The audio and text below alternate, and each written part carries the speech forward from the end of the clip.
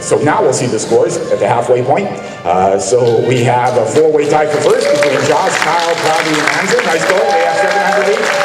Natalia has 500, and James has 0.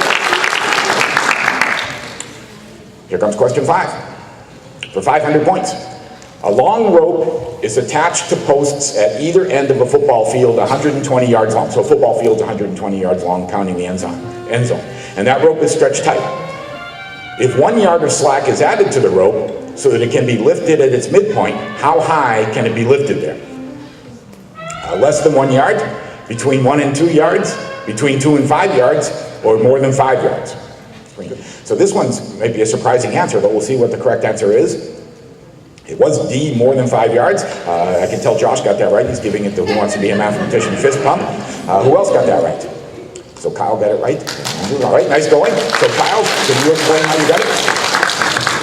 Okay, so basically when the rope was pulled at its midpoint, and now it has length of 121 yards. So when it's pulled at its midpoint, half of it will be on one side and half will be on the other. So this produces a right triangle with sides with a hypotenuse of 121/2, and the other side length, one of the side lengths is 60 or 120/2. So using the Pythagorean theorem, we get the remaining side is approximately the square root of 60, which is greater than 5. So it's D. So excellent explanation, Kyle. And so did that surprise you when you got the answer at the end, or were you looking for that? A bit. At first, like my impulsive answer was going to be like 1 yard. Yeah, right. That's what I would have thought. Then I read the question, and then that's all it is. Yeah. So we still have a four-way tie for first between Josh, Kyle, Pravi, and Andrew. So they've gotten all the questions right so far. Natalia has 500 points, and Tyler doesn't have any points. And so, now I don't know if you saw it yesterday, but 2 of the contestants were on TV promoting the festival and Who Wants to Be a Mathematician, and they actually got to play Who Wants to Be a Mathematician. So that was Pravi and Andrew in the back row,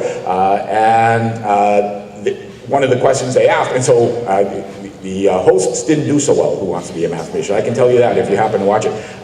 Pravi, what did you think of your TV experience? Oh, it was great. The news hostess, she said that I have the handwriting of a serial killer. I heard that, yes. Yeah, so when Pravi was figuring out one of the questions, because they gave him a whiteboard or a paper or something, she says, you have the handwriting of a serial killer, which was, well, that's what you say to every guest when you're at your house if you come over, so that's a natural thing. And they asked what the contestants would do with the money if they won the big money. So maybe we'll go around and starting with Josh. If you won the $3,000 or maybe even just $500, what would you do with the money? I haven't thought that far yet. Okay, well, it's all right if you haven't. How about you, Kyle? College savings. College savings, all right. Tyler? College savings. College savings. Is that for Kyle's college or yours? Oh, you got your answer now? Okay. Probably college savings. College savings. What a unique answer. That was great, Josh. Pravi, what about you? I donate some of it to a cancer research foundation and the rest for college. Now, and that's one thing you said on TV. It has something to do with something your sister started?